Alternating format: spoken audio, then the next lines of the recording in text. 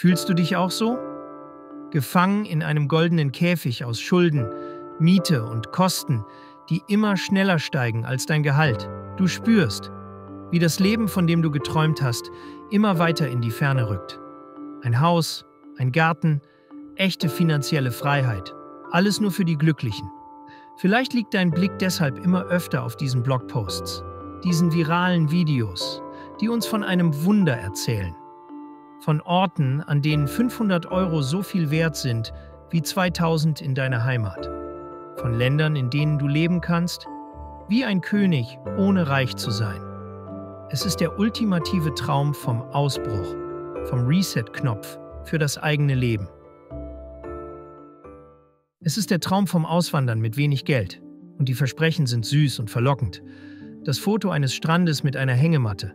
Darunter die Überschrift: Deine Rente mit 35. Es ist die Geschichte, die wir hören wollen.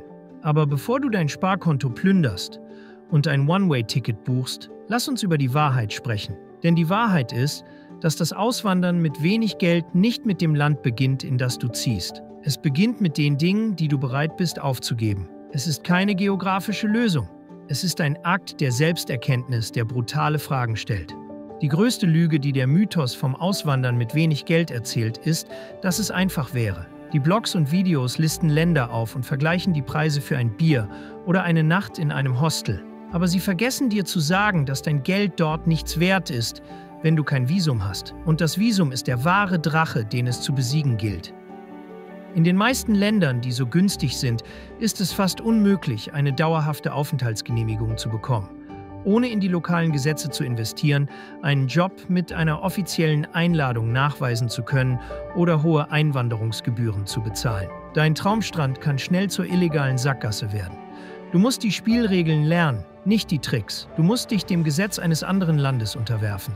Einem, das dich nicht unbedingt mit offenen Armen empfängt, nur weil dein Geld eine höhere Kaufkraft hat. Dann gibt es die zweite große Lüge, dass dein Geld das gleiche wert ist wie ihr Geld. Wenn du mit 20.000 € in ein Land mit einem Durchschnittseinkommen von 200 € pro Monat ziehst, fühlst du dich vielleicht wie ein Millionär. Aber dein Vermögen schmilzt, wenn die Inflation zuschlägt, wenn die Währung abgewertet wird oder wenn die einzige Möglichkeit, sich abzusichern, darin besteht, in einen instabilen Markt zu investieren.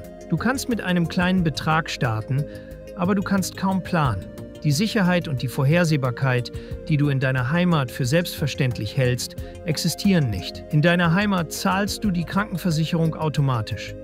Du hast Rechte als Arbeitnehmer, einen Sozialstaat im Rücken.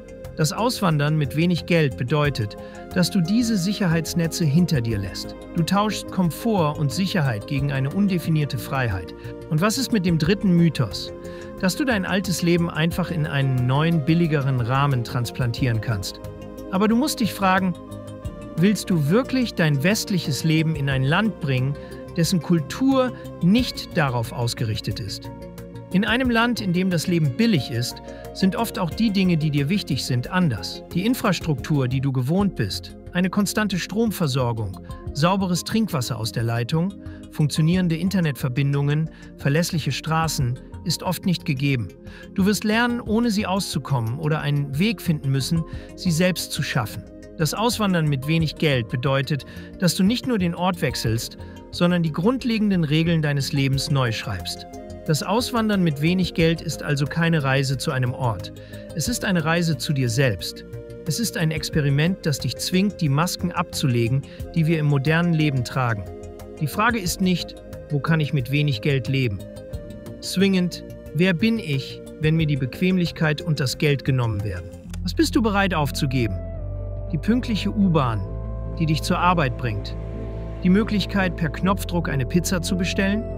Den Zugang zu einer hochwertigen medizinischen Versorgung? Die Freundschaften, die dich ein Leben lang begleitet haben? Du musst akzeptieren, dass du all das gegen etwas eintauschst, das viel unbestimmter ist. Eine andere Art von Freiheit. Und was kannst du anbieten? In der Welt des Auswanderns mit wenig Geld ist dein wahrer Reichtum nicht auf deinem Bankkonto. Er steckt in deinen Händen und in deinem Kopf. Kannst du etwas reparieren, das kaputt geht? Kannst du Essen anbauen? Kannst du eine neue Sprache lernen, um dich zu verständigen? Deine Fähigkeiten sind nicht länger ein Eintrag in einem Lebenslauf. Sie sind dein Überleben. Du bist nicht mehr nur ein Konsument, der mit Geld bezahlt. Du bist ein Überlebender, ein Bastler, ein Erbauer. Du lernst zu handeln, zu tauschen und dich anzupassen, anstatt nur zu kaufen. Das Auswandern mit wenig Geld ist der ultimative Test für deine Resilienz. Es zwingt dich dazu, zu erkennen, dass dein wahrer Reichtum nicht auf deinem Konto, sondern in deinem Charakter liegt. Wenn du all diese Fragen für dich beantwortet hast und immer noch entschlossen bist, das Abenteuer zu wagen, dann erst fängt die Suche nach dem Wohin an. Aber du suchst jetzt nicht mehr nach einem günstigen Ort, sondern nach einem Land, das zu deiner neu entdeckten Persönlichkeit passt. Das sind zum Beispiel die Hackerländer. Sie sind oft in Südostasien wie Thailand oder Vietnam oder in Lateinamerika wie Kolumbien. Sie bieten eine gute Infrastruktur für digitale Nomaden. Du kannst dein Einkommen online verdienen und die niedrigeren Lebenshaltungskosten genießen. Aber sie verlangen von dir, dass du weiterhin in der alten Welt arbeitest, während du in der neuen lebst. Dein Leben ist gespalten. Dann gibt es die Abenteuerländer. Das sind oft Orte in Südamerika, zum Beispiel Bolivien oder Paraguay oder in Teilen Afrikas. Hier sind die Lebenshaltungskosten extrem niedrig, aber die Herausforderungen sind riesig. Die politische Lage ist oft instabil, die Infrastruktur ist unzuverlässig und die kulturelle Anpassung ist eine tägliche Hürde. Hier ist das Leben kein Experiment. Hier ist es ein Kampf. Und schließlich gibt es die Rückkehrerländer. Das sind Länder in Osteuropa wie Bulgarien, Georgien oder Rumänien. Sie sind kulturell näher an deiner Heimat, aber immer noch viel günstiger als Deutschland oder Österreich. Hier findest du eine Balance zwischen Komfort und Erschwinglichkeit. Aber du musst akzeptieren, dass der Weg, ein Teil dieser Gesellschaften zu werden, seine eigenen Herausforderungen birgt, die oft über das bloße Geld hinausgehen. Das ist die ehrliche Landkarte des Auswanderns mit wenig Geld. Es gibt kein bestes Land. Es gibt nur das Land, das die richtige Mischung aus Herausforderungen und Chancen für dich bereithält. Es ist eine Straße voller Hindernisse, die dir keine Wahl lassen, außer zu wachsen. Am Ende geht es beim Auswandern mit wenig Geld nicht darum, ein Haus zu kaufen oder eine neue Währung zu verwenden. Es geht darum, die Illusion von Reichtum abzulegen und zu erkennen, was wirklich zählt. Die wahre Freiheit liegt nicht in einem großen Kontostand, sondern in einem Leben, das du selbst kontrollierst. Es liegt nicht in der Bequemlichkeit, sondern im Mut, dich ins Unbekannte zu stürzen. Es liegt nicht in der Sicherheit, sondern im Vertrauen in deine eigene Fähigkeit, dich anzupassen. Das Auswandern mit wenig Geld beginnt nicht mit dem Flugticket. Es beginnt mit der Frage, was ist dein wahres Reichtum, wenn du alles verlierst? Was bleibt übrig, wenn der Käfig aus Geld und Konsum endlich aufgeht? Diese Frage ist die schwierigste, die du dir je stellen wirst. Aber die Antwort darauf ist der einzige Schatz, den du wirklich brauchst, um überall auf der Welt zu leben. Bist du Unternehmer, Freiberufler oder Investor? Zieht es dich schon lange ins Ausland? Mach heute den ersten konkreten Schritt in eine Zukunft mit mehr Geld und mehr Freiheit. Buche ein Beratungsgespräch mit Sebastian und seinen Kollegen. Unsere Kanzlei unterstützt Mandanten wie dich dabei, deine Steuerlast legal zu reduzieren, Vermögen aufzubauen und zu schützen und deine persönliche Freiheit zu maximieren.